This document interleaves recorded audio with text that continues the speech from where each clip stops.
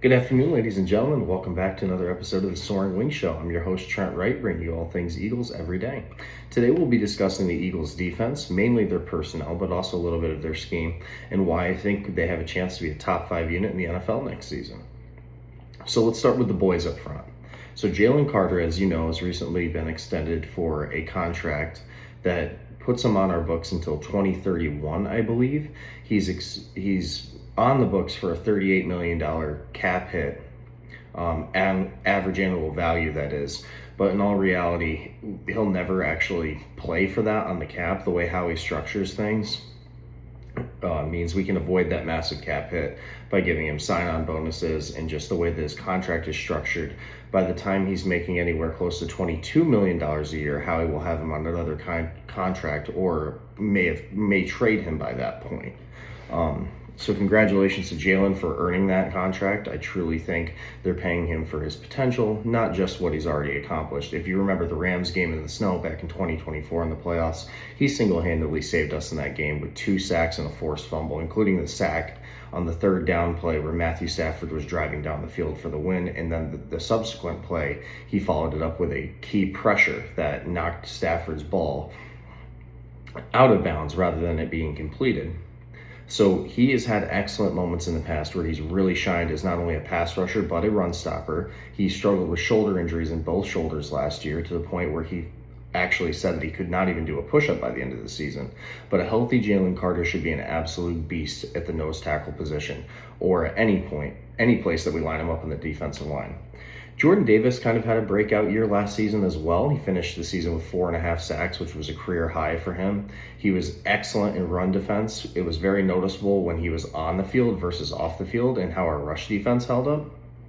And he also excels at batting down balls, whether that's blocking field goals. He had 2 blocked field goals last year, including one he returned for a touchdown against the Rams in week 4. And in addition, I believe in the game against the Lions, he had 3 or 4 blocked passes at the line of scrimmage. He's excellent at getting his arms up at the point of attack and really affecting the play, even if he's pushed out, say, on a double team. He has the instincts to raise up his arms and bat down those balls. Jalen Carter has a very similar instinct as well, and they both play really well off each other. They've been teammates since they were at the University of Georgia. They have excellent chemistry. Jalen has described Jordan as like his older brother in the locker room, and I think the tandem of Jordan Davis and Jalen Carter will continue to be a dominant force in the middle of this defense. But you can't forget about Moro Ojomo, who's the 3rd defensive tackle on the roster. He actually had 6 sacks last year, which would have led the team if Jalix Hunt, that is, didn't have 6.5. So if you're getting 6 sacks from your 3rd string defensive tackle, that is just awesome. Like, that is a luxury to have, and I really hope we can maximize his potential this year as well, seeing as he will be a free agent at the end of the season, and I don't think we have the money on the books to sign him. So between those 3, our defensive line should be pretty stout. Now, when you get to the edge rushers, there's a little bit more questions about them. Now, Jalix Hunt did have a breakout season last year, again with the 6.5 sacks, but he also led the team in interceptions, which is remarkable from a defensive end/edge rusher position. The reason being for that is he's actually excellent in coverage and has really good ball skills, because he played safety originally in his college days and then made the transition to edge rusher. So he has the ability to cover tight ends and running backs out of the backfield that a lot of other defensive ends/edge rushers in the league don't currently have. And it's really hard to develop those pass coverage skills in a lot of those players, because they're primarily pass rushers, not defensive backs. But his unique background really makes him a playmaker, both in the pass game and the run game, with his ability to chase down those tight ends and those running backs. And I think he's poised to have a double-digit sack season.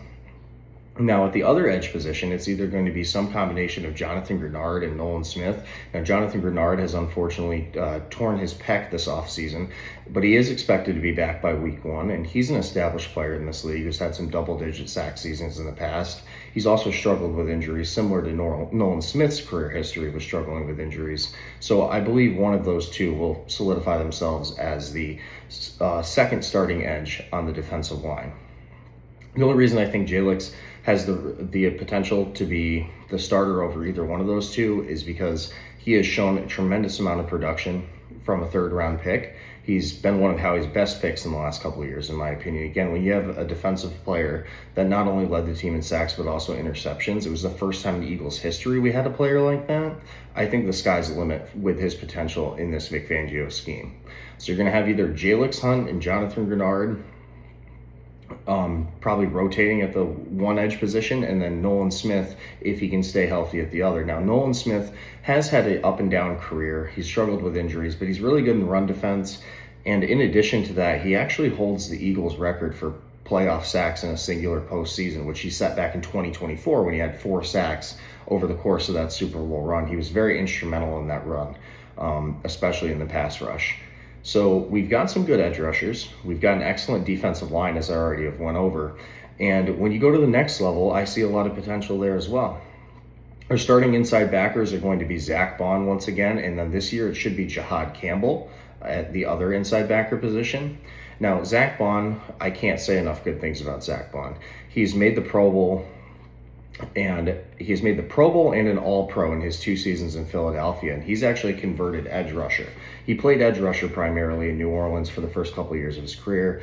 They didn't really know how to use him in their defense, but as soon as Vic Fangio got a hold of him and saw his athleticism, he moved him to inside backer, and it's just been amazing ever since. He had over 100 tackles last year, a couple interceptions, and 3.5 sacks. The year before, he was an absolute turnover machine with forced fumbles, sacks, interceptions. He's just always around the ball. He's always where he needs to be, and he has the potential to make really big splash plays at any given moment because of that athleticism. Similarly, I think Jahad Campbell, with what an athlete he is, being much bigger than Nakobe Dean, the previous inside backer that we had last year. This is no shot at Nakobe. I wish him an excellent career ahead, although unfortunately he did go to the Raiders this offseason. We couldn't afford to keep him in free agency. I thought Nakobe was an amazing player, especially in blitz packages, primarily going through the A-gap and just blowing the hell out of running backs and getting to the quarterback that way. Jahad has the frame to do that. It's yet to see if he can do that at the NFL level, but I think with his athleticism, he can fill those shoes nicely that Nakobe had as our blitzing linebacker. In addition, Jahad Campbell has really good coverage ability. We saw that in his rookie year before Nakobe came back and took the starting job from him. Early in the season, I remembered many plays, especially in the Buccaneers game, where he was able to chase down even receivers going side to side on the field just because of his lateral quickness and his athleticism. So I'm not worried about him in the pass game, and I'm not worried about him in blitz situations. I think the sky's the limit for this kid, and I'm excited to see what he does in year 2. So then we can move to the outside, and this is where things get really, really good for the Eagles defense. Between Cooper DeJean and the nickel position, he will be playing some safety this year in base packages, but that's only going to be about 25% of the time because Vic Fangio primarily runs a nickel-based defense. So Coop has the ability to play safety. He played safety a little bit in college. One of the knocks on Coop when he was drafted is people didn't really know what position he was played. He was considered a positionless player. Like, do you start him on the outside? Do you start him at nickel, or do you start him at safety? Well, Vic's going to experiment a little bit with having him in base package safety, the safety in base packages, that is, and he's still going to primarily be in the slot. Now, he is a tackling machine. I think you all remember when he laid out Derrick Henry in the open field back in 2024. That was his real welcome to the NFL moment. And then, of course, his amazing pick 6 of Mahomes in Super Bowl 59. But it's not just about the splash plays for Cooper. It's that he's always in good position. I've only ever seen him get truly beat once or twice. Last year, George Pickens kind of had his day with him and Reed in the back end. But George Pickens is a phenomenal player, so that's going to happen every now and then. The starting cornerbacks for the outside this year should be Tariq Woolen and Quinion Mitchell. Now, I can't say enough good things about either one of those players. Tariq had an on and off season last year. He had some trouble with penalties. He's kind of a hothead, but again, he's 6'4", and he can run like a 4.2 40. He's a freak athlete, and we have a ton of freak athletes on this defense, but it's going to be really good to have him in the secondary because he has excellent ball skills. He's very good at getting interceptions and pass breakups, and it'll be a nice addition to the defense to have him starting on the outside rather than Adoree Jackson, who we had to trot out last year. Originally going to last season, I believe that Kelee Ringo was going to be the starter, but he's been regulated to only a special teams role since that season, and I don't think he'll be on the roster after this year. So it's really Tariq's job to lose on the outside. He's going to be starting outside opposite to Quinion Mitchell, who I truly believe is a top 3 cornerback in this league. Now, Q, can't say enough good things about him either. He has great instincts. He's sticky in coverage. He's always right where he needs to be, especially in man coverage. I mean, he's just an absolute demon with his pass breakups and his ability to disrupt the catch point on any given play.